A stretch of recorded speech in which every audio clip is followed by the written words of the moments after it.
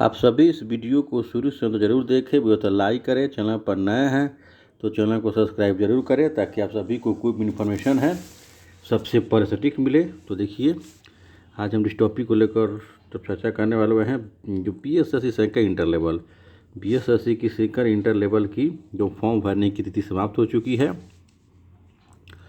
Latest update के अनुसार इसमें 25 लाख के आसपास अभ्यर्थियों ने फॉर्म अप्लाई किया हुआ है। एक लेटेस्ट अपडेट के अनुसार आप लोगों को 25 लाख के आसपास अभ्यर्थियों ने अप्लाई किया हुआ है। मैंने आप लोग अपने पूर्व के वीडियो में बताया था कि रजिस्ट्रेशन नंबर के आधार पर ये नहीं कहा जाता है कि कितने अभ्यर्थियों ने फॉर्म भरा हुआ है, कहीं 30 लाख कहीं 32 लाख इन्फॉर्मेशन मिला था। लेकिन आप लोग को मैंने बताया था कि रजिस्ट्रेशन नंबर के आधार पर अभ्यर्थियों की संख्या का वास्तविक पता नहीं चल पाता है। और मैंने बताया था कि आप लोग को 20 से 28 लाख के आसपास अभ्यर्थियों ने फॉर्म अप्लाई किया होगा, यानी 25 लाख के आसपास अभ्यर्थियों ने अप्लाई किया हुआ है। देखिए,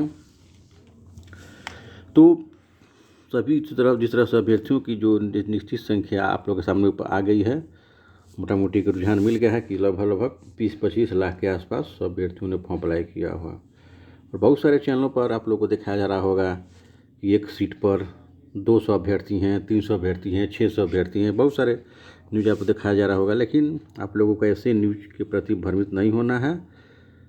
25 लाख अभ्यर्थी वास्तव में नहीं हैं। आप लोगों का जो ओरिजिनल अभ्यर्थी हैं, जिनके साथ आप लोग का कड़ा फाइट होगा, यानी जो वास्तविक अभ्यर्थी हैं वो महज 40 से 45 हज़ार, यानी 40 से 45 हज़ार ही अभ्यर्थी हैं जिनकी तैयारी ज़बरदस्त होगी, यानी बहुत अच्छी तैयारी होगी। ऐसे अभ्यर्थी महज 40 से 45 हज़ार ही आए। और आप लोगों को जो 40 से 45 हज़ार अभ्यर्थियों की श्रेणी में आना होगा। और यह नहीं देखना होगा कि 25 लाख अभ्यर्थियों ने फॉर्म भरा है या 30 लाख भरा हुआ, उससे कोई मतलब नहीं है। हाँ, ज़्यादा अभ्यर्थी फॉर्म भरते हैं तो इससे होता है कि परीक्षा थोड़ा डिले हो जाता है और परीक्षा को कई शिफ्टों में लेना पड़ता है। लेकिन ज़्यादा अभ्यर्थियों के फॉर्म भरने से या एग्जाम में सम्मिलित होने से आपका कटअप पर कोई असर नहीं पड़ता है, क्योंकि वास्तविक जो अभ्यर्थी होते हैं बहुत कम ही होते हैं। मान कर चलिए कि जो 40 से 45 हज़ार अभ्यर्थी हैं वही मुख्य रूप से आपके बहुत कड़े प्रतिद्वंदी हैं और इन्हीं के बीच कई टक्कर होती है। और वास्तव में यही अभ्यर्थी जो अंतिम परिणाम तक बने रहते हैं और यही कटअप में ध्यान करते हैं कि आपका प्री में कटअप कितना जाएगा, मेंस में कितना जाएगा। और थोड़ा सा पेपर वायरल हो या कुछ घटनाएं हो जाती हैं जिसका कटअप पर असर पड़ता है, तो इस पर चर्चा नहीं करेंगे। हम देते हैं कि हम मान कर चलें कि एग्ज़ाम निष्पक्षता पूर्वक होगा तो आप लोग देखिए 120 के आसपास आप लोग 120 जस्ट 120 कटअप की तैयारी करें। अगर आप 120 प्री में आ जाता है तो अपन आराम से प्रारंभिक परीक्षा उत्तीर्ण हो जाएंगे। और चूँकि मेंस का भी सिलेबस सेम टू सेम है तो आप लोगों को फिलहाल 120 का टारगेट रखना होगा और हर कीमत पर 120 नंबर लाना होगा। इसके लिए आप लोगों को जितनी परिश्रम करनी होगी सही नीति के साथ करनी पड़ेगी। और आप लोगों के समक्ष में बहुत जल्द एक वीडियो लेकर पहुँचूँगा कि कैसे तैयारी करें 120 नंबर लाने के लिए, क्या रणनीति अपनाएं। क्योंकि ये परीक्षा मार्च में है, मैं आप लोग बता चुका हूँ, मार्च में होने की संभावना 80% है। और चूँकि चुनाव प्रक्रिया शुरू हो जाएगी तो निश्चित तौर से इस पर असर पड़ेगा और मार्च में नहीं हुआ तो जून माह में नहीं चली जाएगी। तो आप लोग को जनवरी माह तक सारा सिलेबस कंप्लीट कर लेना है, क्योंकि आप लोग बहुत पहले से तैयारी कर रहे हैं। क्योंकि इसकी वैकेंसी अब तो आप लोग को 3-4 माह पहले से आ चुकी है, तो आप लोगों को जून में लें, इसको ऐसा नहीं होता है। आप लोग जनवरी में सारा सिलेबस कंप्लीट कर लें। इसके बाद आप लोग जो समय मिलता है तो रिविजन करते रहें और सही रणनीति के साथ तैयारी करें। और 25 लाख के अभ्यर्थी 25 लाख फॉर्म में अभ्यर्थियों ने फॉर्म अप्लाई किया हुआ है, इस पर तनिक भी ध्यान न दें, इससे कोई मायने नहीं रहता है।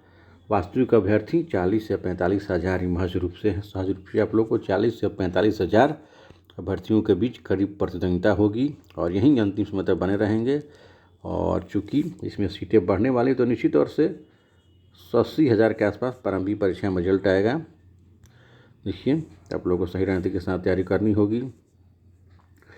और देखिए, आप लोग जहाँ तक है इसमें 120 का टारगेट अगर आप रखते हैं तो निश्चित तौर से आप सभी का सिलेक्शन निश्चित तौर से होगा, क्योंकि इससे आसपास ही कटअप रहेगा चाहे कुछ भी रीजन हो जाए।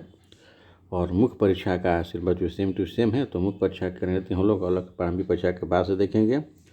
फिलहाल आप लोग की जो PT है, प्री एग्ज़ाम है, उसके संदर्भ में यही है कि आप लोग जनवरी माह तक सारा सिलेबस कंप्लीट कर लें और प्रतिदिन जनवरी माह तक एक सेट प्रैक्टिस करें। कोई भी सेट लें, प्रतिदिन एक सेट की प्रैक्टिस करें और जनवरी माह के बाद प्रतिदिन 2 सेट की प्रैक्टिस करें। और अगर आप लोग का मार्च में एग्जाम नहीं होता है तो इलेक्शन बाद सीधे जून माह में होगा, तो आप लोगों को भी तैयारी नहीं छोड़नी चाहिए होगी, नियमित रूप से तैयारी में लगे रहना होगा और उसकी जो निरंतरता को बरकरार रखनी होगी, क्योंकि ऐसी वैकेंसी आप लोगों को भविष्य में कभी नहीं देखने को मिलेगी।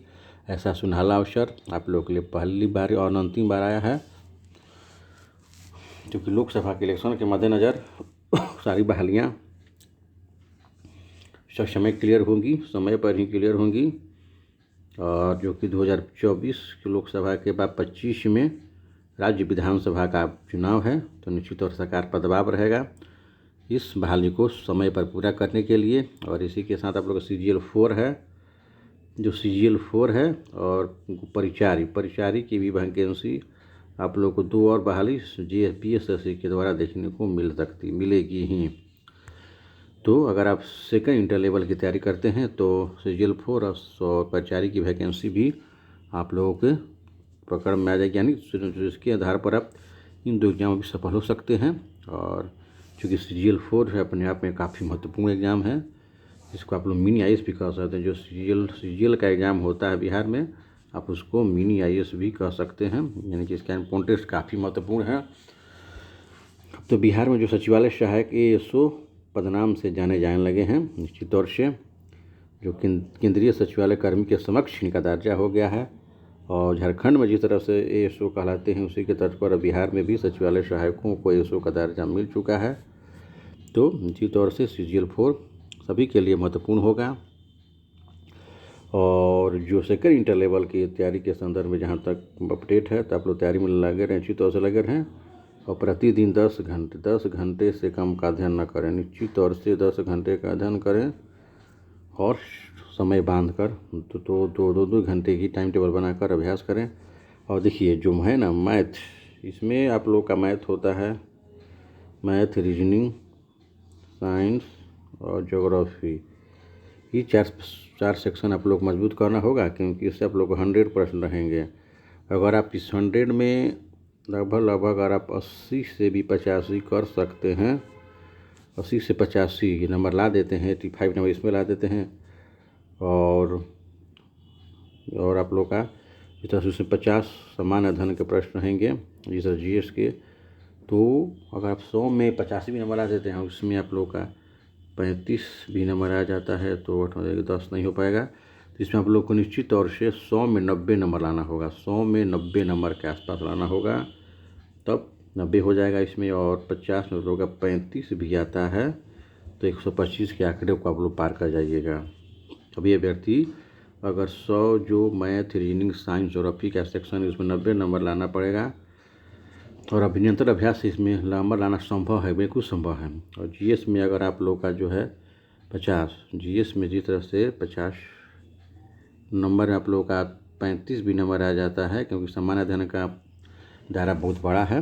तो खैर इसमें कम से कम 35 को रखिए, 125 नंबर आ सकता है। और जितना मेहनत कीजिएगा तो आप लोग, बहुत सारा कुछ अभ्यर्थी ऐसे होते हैं, हालांकि इनकी संख्या कम होती है, लेकिन वे 130 तक ला देते हैं। लेकिन ऐसे अभ्यर्थियों की संख्या महज 2 से 4% तक होती है। 2 से 4% अभ्यर्थी होते हैं जो आप लोग अपने तैयारी के आधार पर 125 से 30 तक नंबर लाते हैं, लेकिन संख्या कम होती है, लेकिन होते हैं। जिनकी तैयारी अच्छी होगी निश्चित तौर से आप लोग का सिलेक्शन होगा। आप लोग तैयारी में लगे रहना है। और चूँकि अब तो फॉर्म का लास्ट डेट, अंतिम डेट समाप्त हो चुका है। अब मार्च में एग्ज़ाम हो या जून में एग्ज़ाम हो, तो निश्चित तौर से होना ही है। और यह बहाली प्रक्रिया जब भी होगी, आप लोग को महज प्रारंभिक परीक्षा के बाद जो मेंस एग्ज़ाम होता है और टाइपिंग, दोनों सब समय पर होगा। इस बार इतनी लंबी प्रक्रिया नहीं खींचेगी, तो निश्चित तौर से आप सभी अभ्यर्थी इसी समय से टाइपिंग का भी अभ्यास शुरू कर दें, क्योंकि प्रारंभिक परीक्षा के बाद टाइपिंग का समय बहुत कम मिलेगा। और अगर टाइपिंग सही हो, आप लोग का सही हो जाता है, तो बहुत सारे पद हैं टाइपिंग वाले ही हैं। और 18 वर्तमान में जो 12,000 के आसपास जो सीटें हैं 12,000 के आसपास जिस तरह से जो सीटें हैं वो बढ़कर आप लोग को 18,000 से 20,000 के बीच पहुंच सकती है। तो यह इतनी बड़ी वैकेंसी अब बिहार के इतिहास में कभी नहीं आने वाली है। तो आप सभी को तैयारी में लगे रहना है और सही रणनीति के साथ तैयारी करते रहना है, चाहे वो एग्जाम मार्च में हो या जून में हो, उसमें कोई फ़र्क नहीं पड़ता है। अगर बढ़ता है तो आप लोगों के लिए तैयारी करने का और रिविजन करने का सुनहरा अवसर होगा। तो सभी तैयारी में लगे रहें और जिस तरह से आप बिल्कुल डरे नहीं कि 25 लाख अगर तूने फॉर्म भरा या 30 लाख भरा, उससे कोई मायने नहीं, यह कोई मायने रखता है। बस इससे असर पड़ता है कि बहाली प्रक्रिया लंबी की जाती है और एग्ज़ाम कई चरणों में लेना पड़ता है। लेकिन वास्तविक अभ्यर्थी आपको इतने ही देखने को मिलेंगे जिनके साथ आपकी कड़ी प्रतिद्वंदिता होगी और अंत में यही अभ्यर्थी सफल होंगे। तो आप लोगों को इसी कैटेगरी में आना होगा। तो इन्हीं सारी बहुत सारी शुभकामनाओं के साथ आप लोगों से विदा लेता हूँ और नेक्स्ट वीडियो में से एक नई इन्फॉर्मेशन के साथ फिर उपस्थित होऊंगा। तब तक के लिए जय हिंद।